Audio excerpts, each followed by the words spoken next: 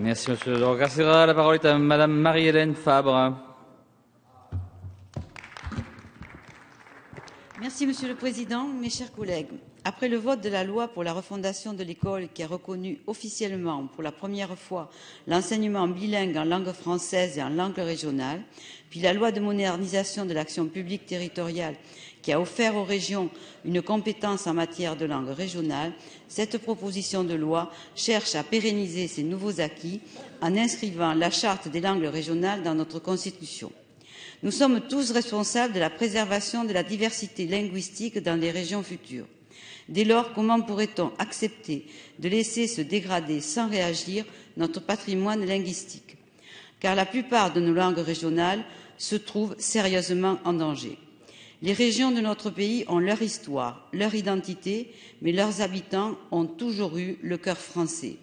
Et ils l'ont prouvé par le passé, il suffit de compter les noms des morts au monument aux morts.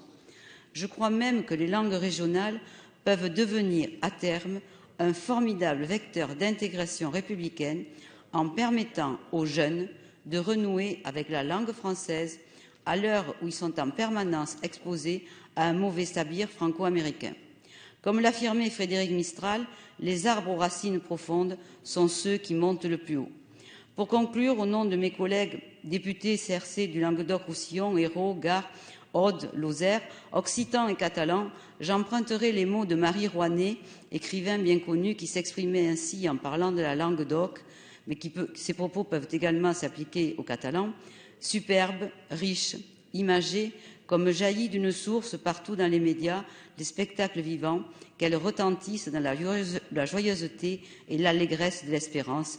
Alors n'hésitons plus à la préserver tant qu'il est encore temps, notre magnifique patrimoine linguistique.